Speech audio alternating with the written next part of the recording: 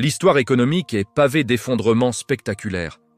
Des empires qui semblaient éternels se sont évaporés, des monnaies ont perdu toute valeur du jour au lendemain, et des fortunes accumulées sur des générations ont disparu en quelques semaines. Mais à travers ces catastrophes, certains actifs ont résisté, parfois même prospéré, pendant que d'autres tombaient littéralement à zéro. Comprendre cette distinction n'est pas un exercice académique. C'est une question de survie financière dans un monde où les crises systémiques deviennent de plus en plus fréquentes. Prenons l'exemple de l'hyperinflation allemande des années 1920. En 1918, à la fin de la Première Guerre mondiale, un dollar américain s'échangeait contre 4 marks allemands. 5 ans plus tard, en novembre 1923, il fallait 4200 milliards de marks pour obtenir un seul dollar. Les Allemands transportaient leur argent dans des brouettes pour acheter du pain. Les billets de banque servaient de papier peint ou de combustible pour se chauffer. Ceux qui avaient placé leurs économies en obligations d'État allemandes ou en comptes d'épargne libellés en marques ont tout perdu. Leur patrimoine est tombé à zéro en termes de pouvoir d'achat réel. Mais pendant cette période dévastatrice, certains actifs ont non seulement survécu, ils ont permis à leurs détenteurs de traverser la tempête. Premier actif qui a survécu, l'or. Pendant l'hyperinflation allemande, ceux qui possédaient de l'or physique ont pu préserver leur richesse. Pendant que le mark s'effondrait, l'or maintenait sa valeur en termes internationaux. Un commerçant qui acceptait de l'or en paiement pouvait ensuite l'échanger contre des devises étrangères stables comme le dollar ou la livre sterling. L'or n'est pas une invention récente, c'est une réserve de valeur reconnue depuis des millénaires, précisément parce qu'il ne peut pas être créé ex nihilo par un gouvernement en difficulté. Sa rareté physique et son acceptation universelle en font un refuge lors des effondrements monétaires. Cette propriété s'est vérifiée lors de nombreuses crises. Pendant l'hyperinflation du Zimbabwe dans les années 2000, quand le dollar zimbabwéen est devenu une monnaie de singe avec des billets de 100 000 milliards de dollars, l'or conservait sa valeur. En France, après la chute du système de l'eau au XVIIIe siècle, quand la Banque royale a fait faillite et que les assignats révolutionnaires se sont effondrés pendant la Révolution française, l'or et l'argent métallique sont restés les seules formes de monnaie fiables. Deuxième actif survivant, les terres agricoles productives. Pendant l'hyperinflation de Weimar, les agriculteurs allemands qui possédaient leurs terres s'en sont relativement bien sortis. Pourquoi ?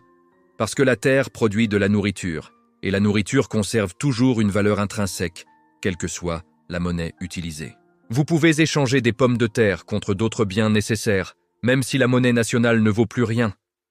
Les terres agricoles ont également survécu à l'effondrement de l'Union soviétique. Quand le rouble s'est effondré au début des années 1990, les datchas, ces petites parcelles de terre où les Russes cultivaient leurs légumes, sont devenues essentielles à la survie de millions de familles. La terre a cette particularité qu'elle ne peut pas disparaître, contrairement à un compte bancaire ou à une action d'entreprise.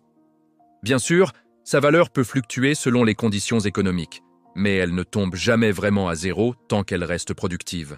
Troisième actif résilient, les devises étrangères fortes. Pendant les crises monétaires nationales, posséder des dollars américains, des francs suisses ou aujourd'hui des euros a souvent été un moyen de préserver son patrimoine. En Argentine, pays qui a connu 8 effondrements monétaires au cours du XXe siècle, la population a développé une culture de la dollarisation. Les Argentins thésaurisent des dollars, cachés sous les matelas ou dans des coffres bancaires, parce qu'ils savent que le peso peut perdre 80% de sa valeur en quelques mois. Cette stratégie n'est pas sans risque. Les gouvernements en crise ont parfois imposé des contrôles de capitaux draconiens ou confisqué les devises étrangères, mais elles restent plus sûres que de conserver la monnaie locale en perdition. Quatrième actif, ayant traversé les effondrements, les biens de consommation durable et les outils de production. Pendant les pénuries catastrophiques qui ont accompagné l'hyperinflation ou les guerres, posséder des machines, des outils, des véhicules fonctionnels ou même des biens de consommation stockables comme le tissu, le savon ou les médicaments donnait un pouvoir d'achat réel. Ces objets pouvaient être échangés directement contre de la nourriture ou d'autres nécessités. En Union soviétique, pendant la perestroïka, une paire de jeans Levi's américains valait son pesant d'or et pouvait servir de monnaie d'échange.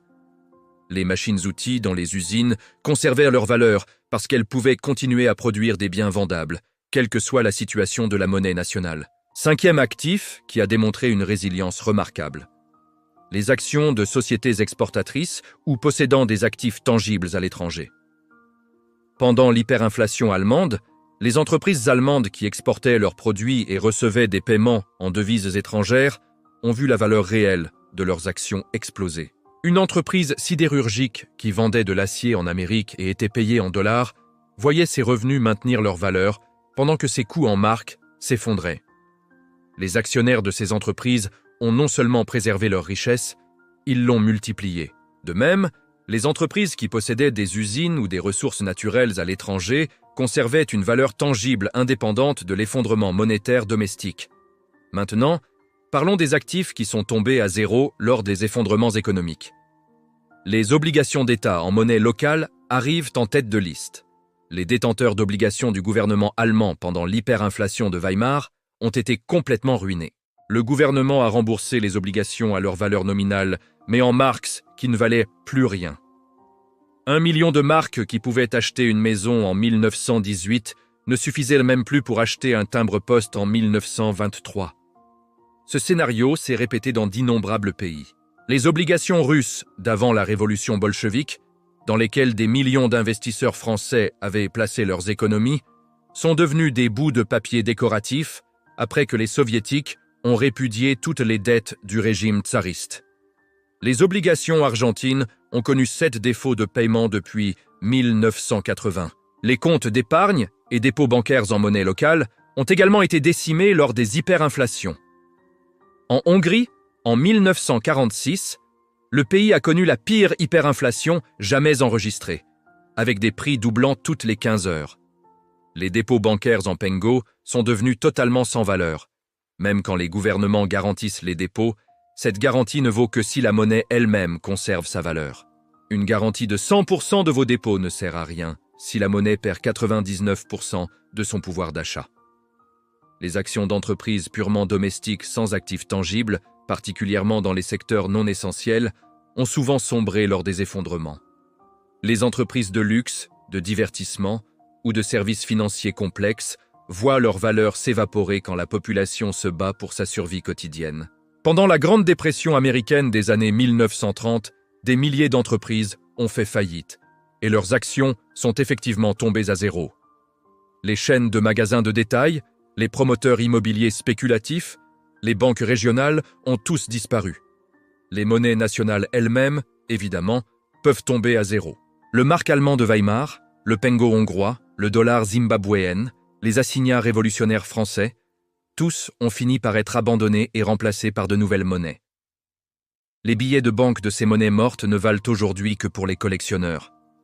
Les produits dérivés complexes et les instruments financiers sophistiqués sont également vulnérables lors des effondrements.